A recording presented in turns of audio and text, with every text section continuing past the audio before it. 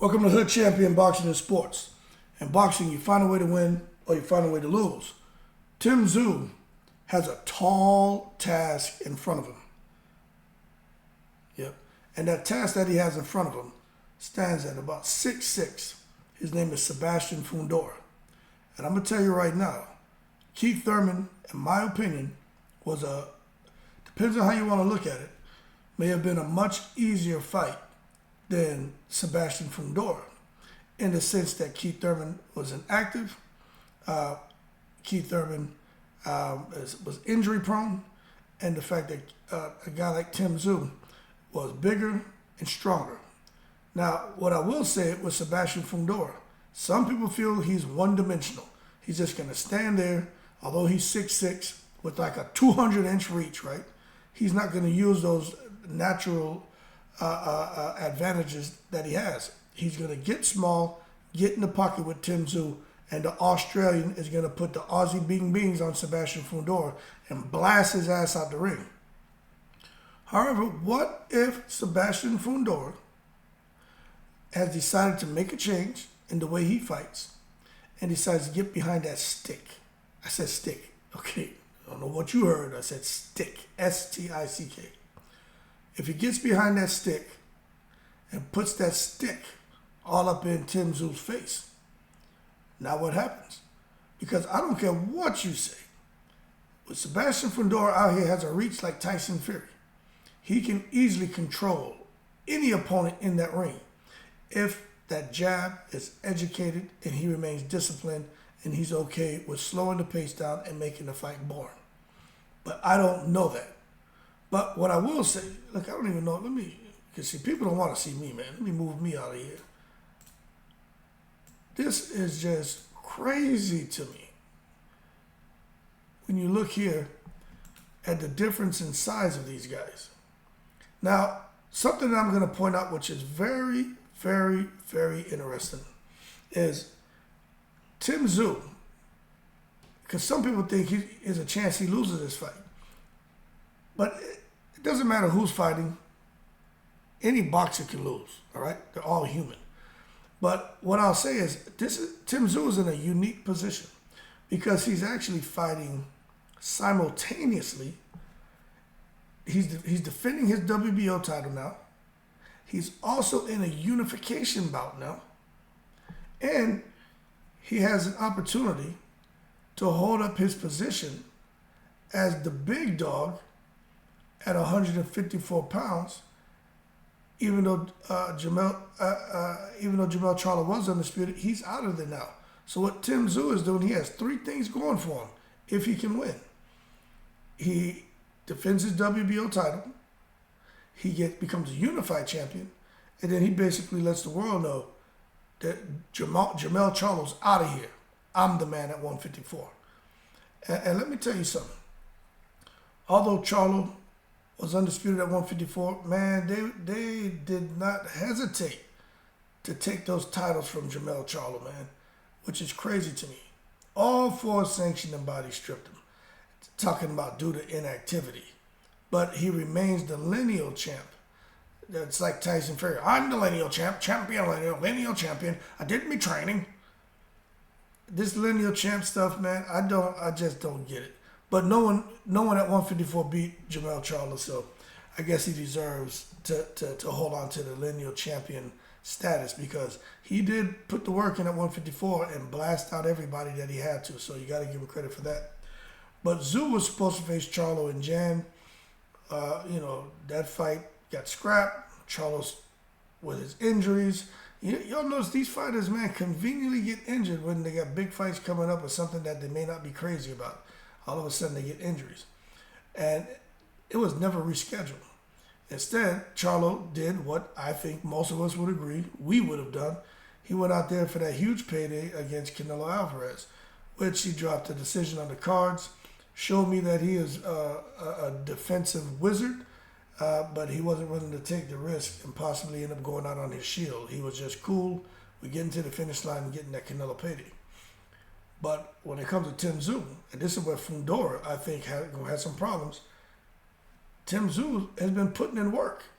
If you look at him now, he could have passed on this fight with with Fundora. He said he doesn't care. Put him in front of me. Yo, Tszyu is really a throwback fighter. He fought 3 times in 2023. Okay? Now, when he stopped Tony Harrison, I wasn't surprised. I was surprised at how he did it, but I wasn't surprised because Harrison had been inactive. I was kind of expecting Tony to box a little better, but when I saw how small the ring was, I said, this is going to be bad. And Tony Harrison just looked like he didn't have no legs underneath him. But bottom line is, I wasn't surprised that he got Harrison losses the way he got knocked out. Like, it was crazy. Then Tszyu went on and just blasted Carlos Ocampos out in 77 seconds, which is crazy because Carlos Ocampo can fight. I remember Ocampo, he got in there with Earl Spence, first round, lost body shot, but then he came back and had a good stretch. So I didn't expect him to fold like he did with Tszyu. And then for him to get that unanimous decision over Brian Mendoza, I mean, that speaks volume because Brian Mendoza can scrap. You know, Brian Mendoza is not the kind of guy you get in the ring with and you just steamroll. Mendoza brings a lot to the table, and he pushed Tszyu, but Tszyu was outworking him, and that's why Mendoza won unanimous decision. That had nothing to do with that fight being in Australia. It had everything to do with Tszyu and his performance in the ring. But now you take a look at Tszyu. We start talking about boxing records. 24 wins, no losses, 17 KOs. That's a very respectful record. So when you look at everything Tszyu accomplished in 2023, he got the tall task of Sebastian Fundora. However, Tszyu was supposed to kick off 2024. This whole thing with PBC and Amazon Prime and whether they're going to fight in Australia, it's going to be in Vegas. I got some information here, which I'm probably going to do in another video, about how Crawford was supposed to be the guy in this mix, but Keith Thurman somehow got in front of him. But that's a whole nother conversation. But anyway, Keith Thurman supposed to be the name, fighting a guy like fighting Tszyu, pay-per-view, supposed to be the way they jump off the Amazon PBC union, and everybody had high expectations for him. But here it is, less than 2 weeks before the fight was supposed to happen, Keith Thurman had to pull out.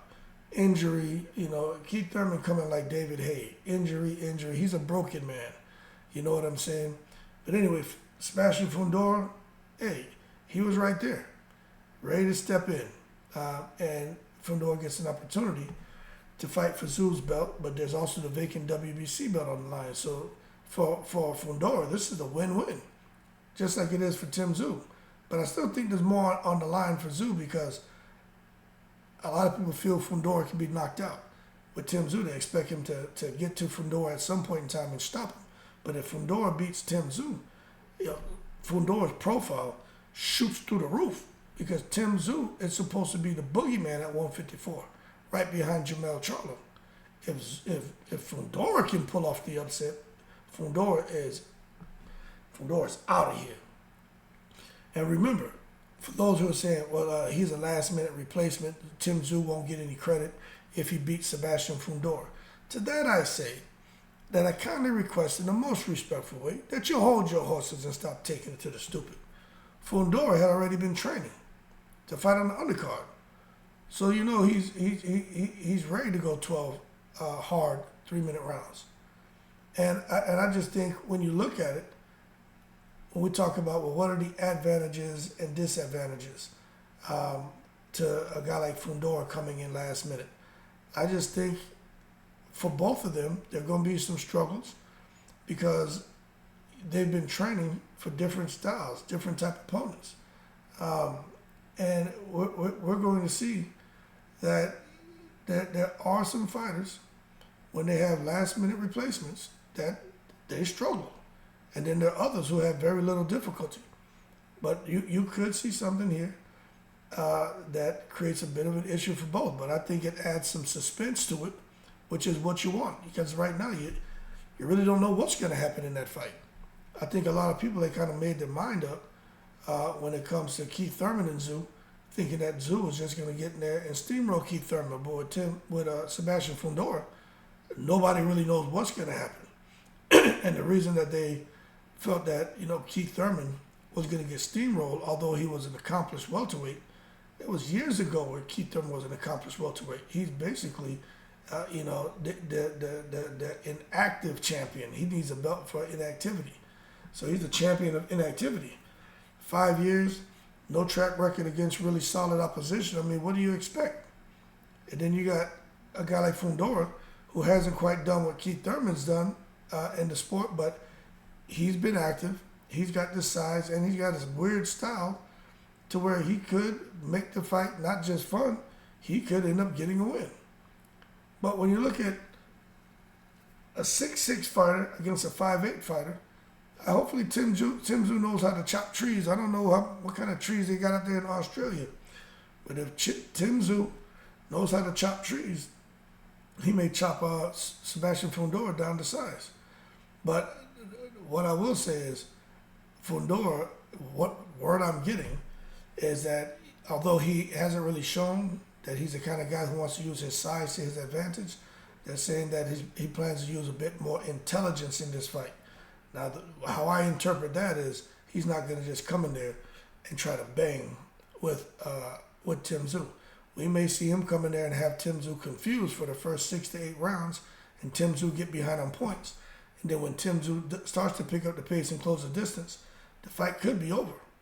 So if Fundora, like I said, if he comes in here and shocks the world, he'll need to face the winner of the bout between Sergey Bohachuk and Mendoza. Now, as far as a rematch with Tszyu, I don't know. I don't know. But I'll tell you what, if Tszyu triumphs, y'all better sit back and pay attention to what happens, because I don't know if Tszyu's gonna go into a fight with the winner of Bohachuk Mendoza. I just think Terence Crawford's name is floating around there, and we just need to wait and see. I just think Terence Crawford may just pop up, say his name 3 times, was it like Candyman, and Terence Crawford will pop up, man. But anyway, a lot of good fights on this fight card, Rolly and Pitbull, but when it comes to Sebastian Fundora and Tszyu, I just think this is a really, really tall task for Tszyu. And although I think Tszyu should catch up to Fundora and break him down, because Tszyu can fight. But I just have a feeling if Fundora gets behind that jab, gets behind that stick, and that stick, make sure you hear me correctly, it's S-T-I-C-K, okay, not what you want to hear. If he pulls out his stick and pushes it in Tszyu's face and stays behind his long stick, Sebastian Fundora can possibly cruise to an easy win. But then again, we're going to see if Tszyu knows how to cut the ring off. He knows how to get around that jab, get out the way of that jab, close the distance, and let his hands go. We just got to see, because Tszyu's not the most agile fighter. He doesn't have the quickest reflexes, the quickest feet. So I think that'll be tough for him. But then again, like I said, that's not really Fundora's style, to float like a butterfly and try to sting like a bee. But anyway, good fight. I'm looking forward to it. I don't know who wins. I'm going to be honest with you. I don't know. Before I was thinking Tszyu beats Thurman, but I'm not sure with this last minute change of opponent. I think it's a good fight. Y'all keep cool. I'm in the breeze.